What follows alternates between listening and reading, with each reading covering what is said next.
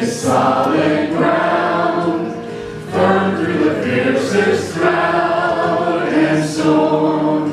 What heights of love, what depths of peace, when fears are still, when striving cease. My comforter, my all in all, here in the love of Christ I stand.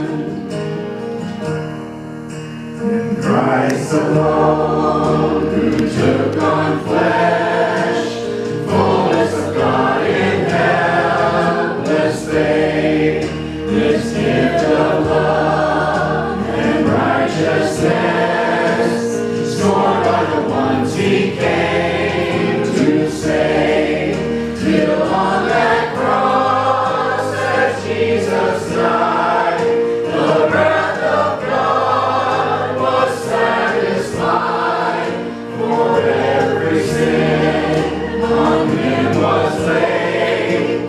Here in the death of Christ I live.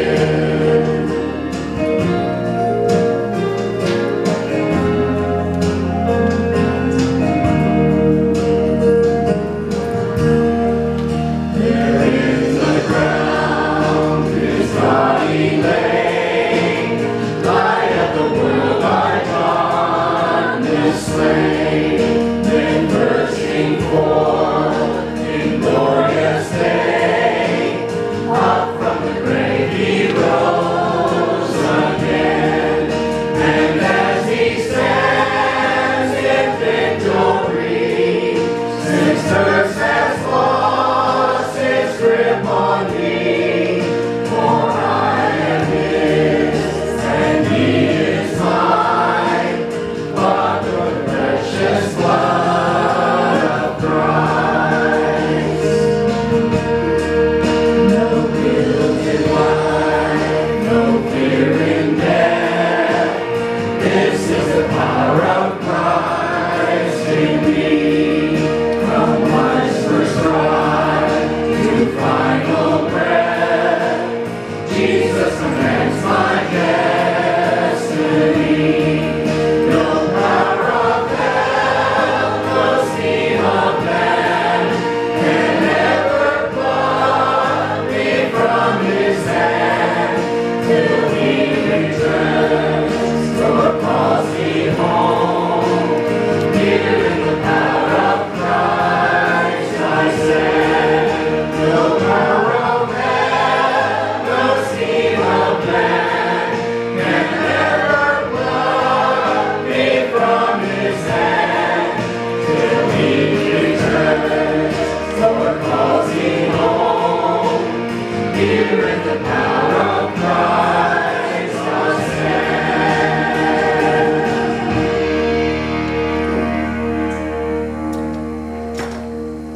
Amen. Please be seated. The words in that song are so well formed to give us the understanding of the life and death and resurrection of Jesus Christ, which we do celebrate today in the form of communion, the Lord's table. So with that, I want to turn your attention to 1 Peter 2:13 to 25. And I'm going to read it, and we're going to talk about these scriptures. And they're not easy scriptures, okay? And so I'm going to start really a little bit before 13 and start with 11. 1 Peter 2:11. Dear friends, I urge you as foreigners and strangers in the world to abstain from sinful desires which war against your soul. Live such good lives among the pagans that though they accuse you of doing wrong, they may see your good deeds and glorify God on the day He visits. So I read that small section right there, and what I want to ask you is, what do you think is the most important aspect of that short section right there about what our behavior needs to be? What is it? Abstain from the sinful desire. Abstain from the sinful nature. But, okay, rather than focusing on abstaining, Okay? Because sometimes when we try to abstain, it just kind of calls us, doesn't it? And we kind of go, don't touch that stove. Oh, I want to touch it. So the words that are coming through, what's the other side of what we're supposed to be focusing on? Being examples. Being examples, the word is good. Okay? So what I want you to do in that scripture is highlight the idea in 12, live such good lives among the people around you. That's what you need to be focusing on. And so the writer here starts talking a little bit more on what that is all about. And so it's not easy because it talks about, we use the word slave. And so listen to this. Submit yourselves for the Lord's sake to every authority instituted among men. And we read that and some of y'all may be going, I don't like that too much. I don't like what's going on in the U.S. I don't like what's happening. Well, read the scripture. Submit yourself to the authority. Whether to the king as the supreme authority or to the governors who are sent by him to punish those who do wrong and to commend those who do right. For it is God's will that by doing good you should silence the ignorant talk of the foolish men. Live as free men, and I'm using men as in general, men and women. But do not use your freedom as a cover-up for evil. Live as servants of God. Show proper respect to everyone. Love the brotherhood of believers. Fear God. Honor the king. 4 things right there. And so, when some of y'all think about the government system right now, whether you like it or not, you can say something about it, but the thing of it is, you still need to follow. Because you're an example before the people of what God is calling us to do.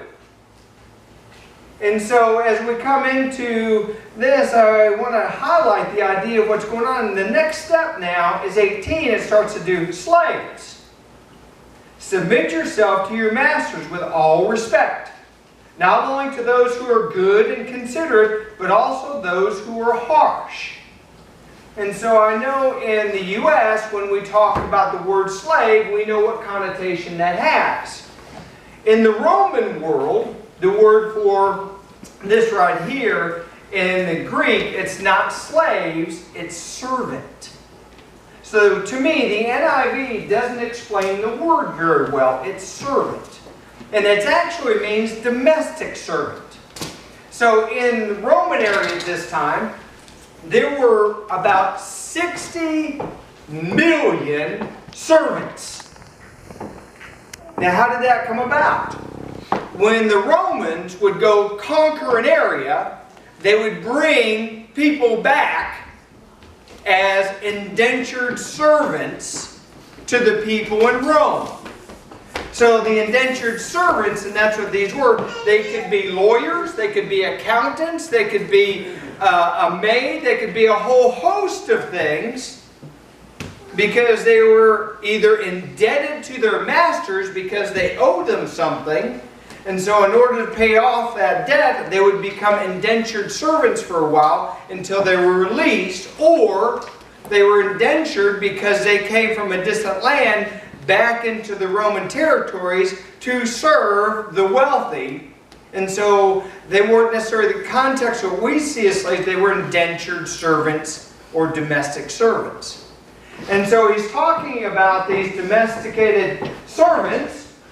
And he's saying, okay, I know your master may be harsh or he may be good. And for the most part, a lot of the masters were very good to their people. The indentured servants did become a part of the family. And they were treated very well, but there were those ones that were not. And so in this, what the writer is trying to say to the people of God is this. You can be a servant.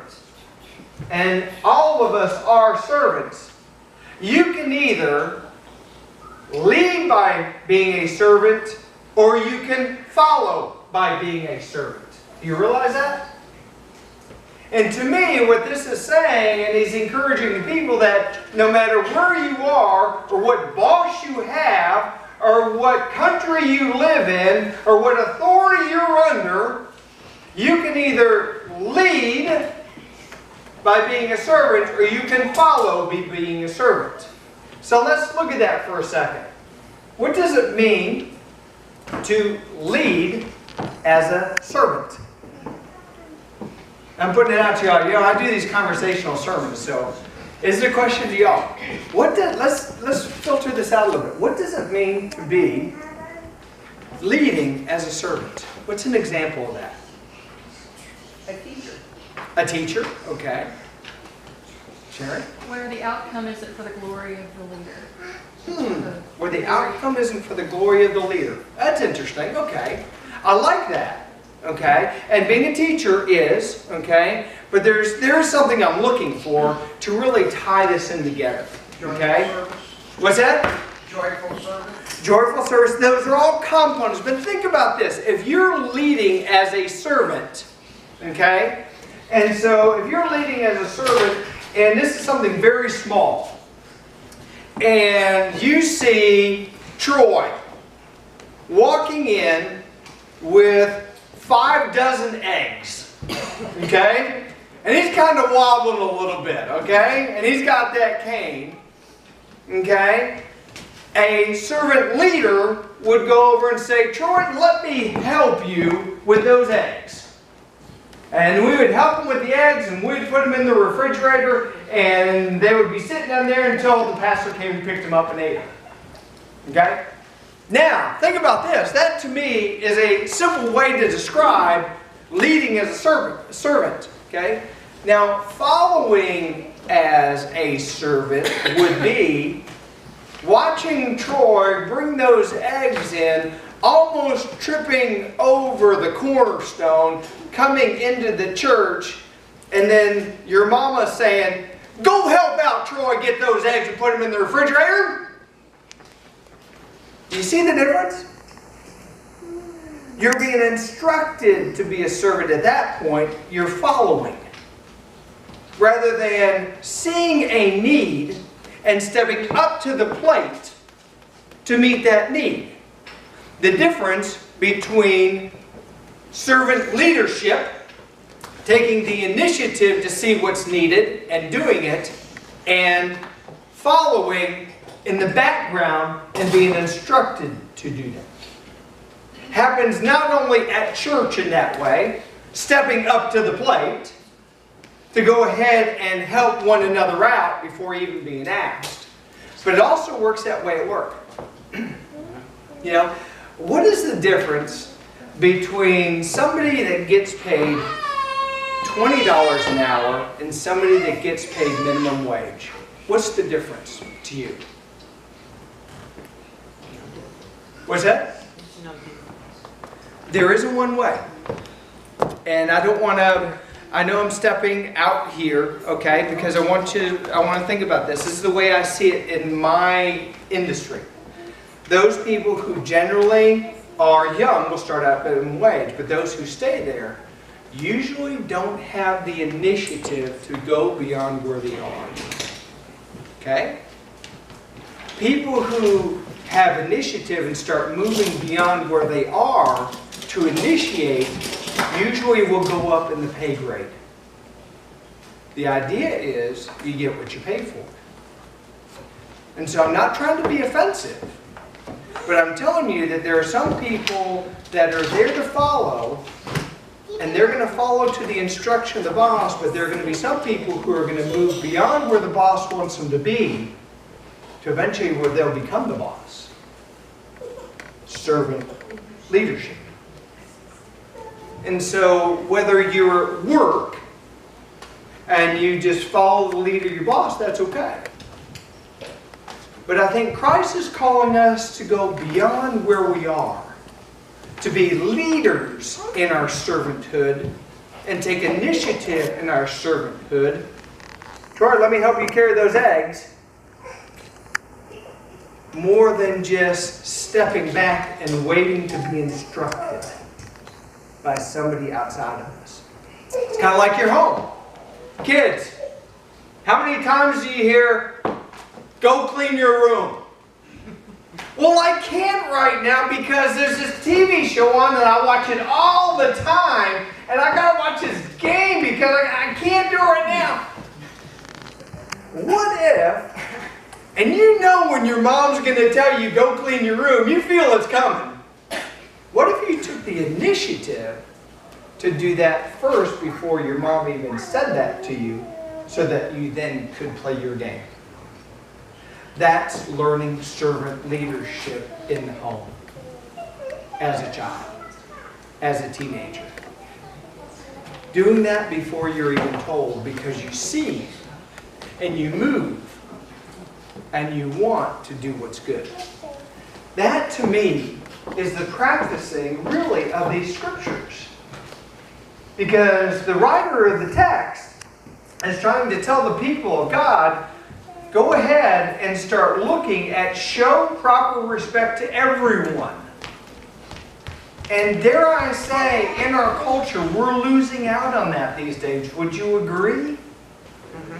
Whether it is from us and institutions, or us and the government, or us and our parents, or whoever we are, the first thing we are to do is to show respect to everyone. That is true leadership. Love the brotherhood of believers. We're all not alike, and thank goodness we aren't. We do know if everybody was like me, the world would be a great place, but not everybody's like me. And you know that's tongue-in-cheek. But the idea is love your brotherhood. You love the church. Love the people in the church. You might not always like them. Matter of fact, sometimes we have personality clashes.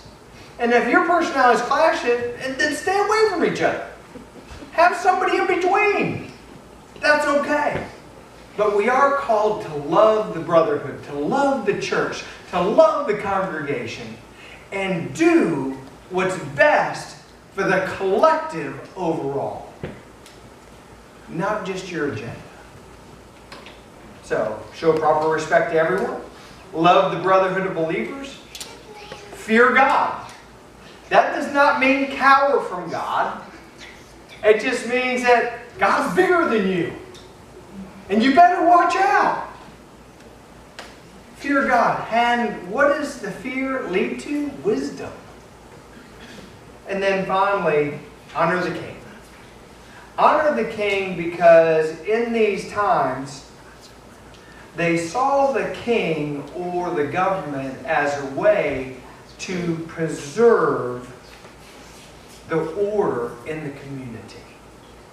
And if you think about it, that's what it really does. It does try to preserve the order in the community. Because without that, you can very much have anarchy, disarray, a lot of different things. So I love these four aspects. And then finally, all the words that we have for slaves, this is not the word in Greek for slave. It means house servant or domesticated servant. Those of all of us who work, we are indentured servants in some way to our industries and our work. We need to pay respect to those we work for, and we need to lead out in our servitude of where we are. And so I love this. You can lead